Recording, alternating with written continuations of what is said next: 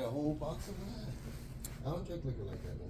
So, my name is Eric, and guess what? I'm back again, and I was thinking about a time in which we would exist in that did something like honor the figureheads of the Egyptian civilizations and or even the Central American regions, sometimes the Northern American regions where the Siberian people live, the Alaskan people live, the portions of people that lived in the northern eastern places, and right now I can't recall their names, so I won't sing the song, but there are other portions of land that house the people and or places therein that suggested that these people were of a power that was to be represented with love and honor and appreciation everlasting. And so that is what we do and what we'll do in the coming days and in the future. So we have other civilizations and things or whatever that exist in harmony together beyond the expectations of a person, whether they believe or not, right? We are introduced to the sky, the portions of the sky, the stars that are aligned for arriving at a time of day and or night that suggests that they are to be nearby. Is that the double? To communicate, to build, to work toward a new day and a new time. You know, the love that we share from the places in our minds and in our bodies, in our spirits, with our very essence, we adorn people, we adorn beings that are of a supernatural order. And in this respect, we call attention to the prospects of the dawning of a light. We call attention to the adornment of the crest, the eclipse, and the rising of a new light, within a being, projected in a being, over a being, around a being, above and below, and we shine through. We pursue, we stand strong, we persist, we live longer.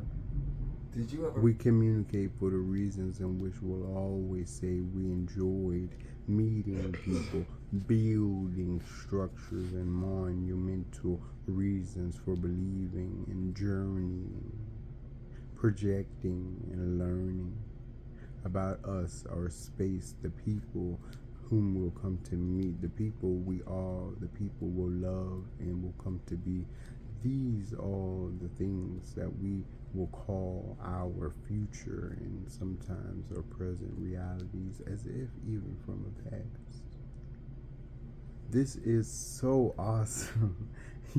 I summarize this in such a way in which I do kind of have to rush or whatever, because as if I would be traveling from a place to place to pick up some things like the memories that I would have had, or in the ways in which I would have said some of these things. I had began to think about how, people, beings, portions of a population, beings, spearheaded by beings, supernatural beings, the hierarchical, society that is Egyptian, and most inclined to do something like dive into the earth, the depths of itself, its consciousness, and therein to erect itself over again, to renew, to refine, to rebuild, to redesign a new mind, and thus preserving its essence and reproducing a new being of the same cloth or blood or light or purpose, to be as strong, if not stronger. Maybe not much more stronger. Why? Because we begin to go blind. We begin to lose sight of the mind of a person, of a being, of a purpose and or a mission, of a building, a monument, a reason, a time. These becomes the things that we begin to lose when we think this, so we don't do that for those reasons. We don't want to be stronger than ourselves, not even in our own minds, as we don't become as comfortable as one would know comfort to be.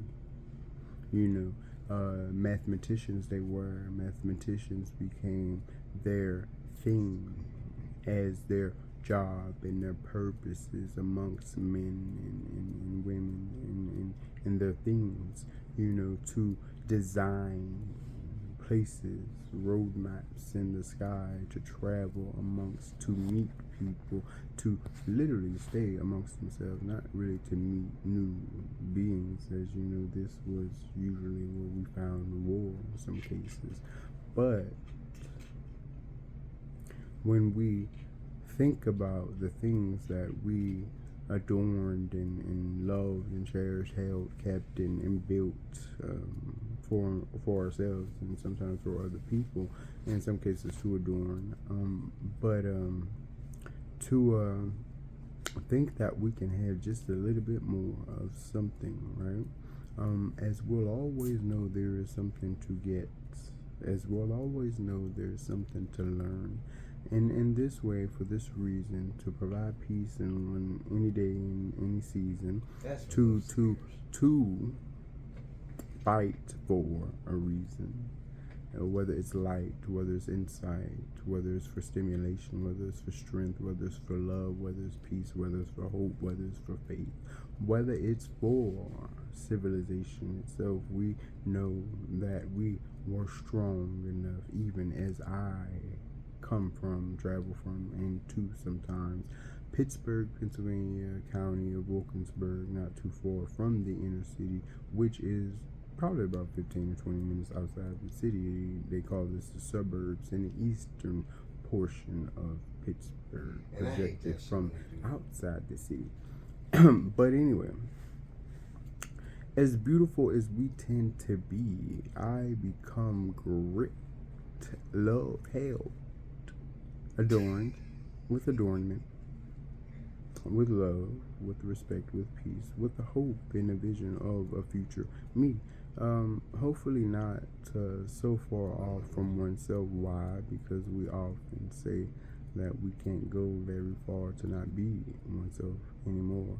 So this becomes the darkness that we don't say it's an opened or closed door. We just know that it's a sight that we appreciate and love its light as it exists for itself. We just know that we love them as their help, really. With most things I do, as they would have journeyed to us and we would have journeyed to them in the ways in which we would have needed them and they would have needed us. However, this had arrived. It was usually with peace, love, and harmony, achievement, and courage and brave, a sense of bravity, and economically stimulating and inclining reason to survive and look beyond the day or night sky. Sometimes the afternoon sky becomes the middle plane, the middle of the day, to find a reason to say that they will do something like transcend the space and travel therein from beyond its space out projected through the middle. They exist in the sky. They travel the night's ride from beyond its place to a nearby civilization, to exist in its own pride, to share, to show, to enjoy one another, to attract visitors and wonders, much like of different people. This would be the Mediterranean eventually, but Egyptian. Naturally, they travel southward, which becomes northward, to Sudan, places like Sudan, Ethiopia, Nubia, which it was called Kingdom of Kush, as it was known at one point in time. They go to places like Libya, which is nearby, Algeria, even. They go to places like Congo. They go to places like Nigeria. They go to places like Eritrea, Ethiopia. They go to places like this to erect a future place for themselves to rest. So beautiful it is. So beautiful it always was. And so beautiful it shall be. You know, I think of this sometimes, and I sit in Wilkinsburg, obviously in Pittsburgh, Pennsylvania, northern United States, northeastern United States, and I look southeastward, and I recall places in Central America, also known as Mesoamerica, which is a place like Mexico City, Mexico. You have I'll forget these places and stuff. I forget whimsically so. But then you have Teotihuacan. This is the city of warriors. These are the cities of chiefs. Fire chiefs actually. As wondrous as this is, fire chiefs. They become fire lords. They become fire breathers. They become attractors of the wonder that is the spirit of fire, the elemental force of nature is designed to attract visitors and their onlookers and people who discern and or desire a reason to learn what it's about, what it looks like, what it feels like, what it produces, and the beauty that people come to appreciate. And this is awesome. It could be a place like Teotihuacan, Mexico, in central Mexico, one of the places that you will see this in the historical nature. Maybe in a future tense, but probably in another realm. A place where it could exist in, spiritually so, and be protected and cherished and honored and kept, historically as a foundational monument, and one that deserves to be saved, preserved, and kept. So then I look beyond there just a little bit, and there are places in South America, kingdoms, former kingdoms, and still kingdoms, in some cases, not really from another realm, but from an objective sense of reasoning. You have the places like Argentina, you have places like Bolivia, and I was watching another video and it was reminding me of some of these places, so I don't want to grasp this idea of expressing this as if it belongs to me, in its sense of not a totality or wholeness, but of a part of something else, someone else, and just back a little bit, places like Argentina, you got Bolivia, really Brazil would come to mind first before Bolivia. You have places like Chile. You have places like Peru. You have places like some other places I guess I probably shouldn't mention right now. It's a little bit sensitive, light sensitive even.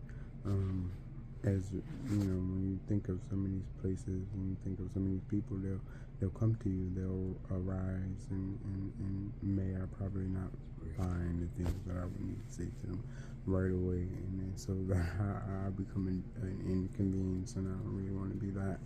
But I love you. I will eventually find the things that I would need to say on a different day if I have more reason to. attract someone in such a way. Obviously about something that I would have to say, right? But I started with a place like Egypt, as it is projected to us and through us as a wonder of the world, one of many.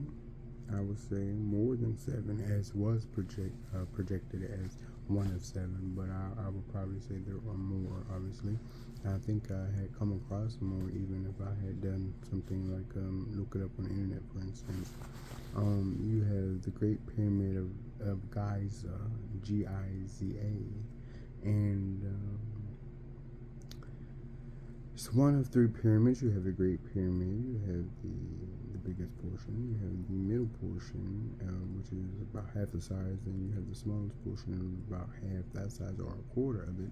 And you got Khufu, you got Sneferu, and then you got the Great Pyramid of Giza. And then you have in Sudan, they have a whole bunch of pyramids, and they are very interconnected and very closely related to one another, as if they are, built upon each other and therefore coexist in the space in which they're in. This is awesome. This is awesome.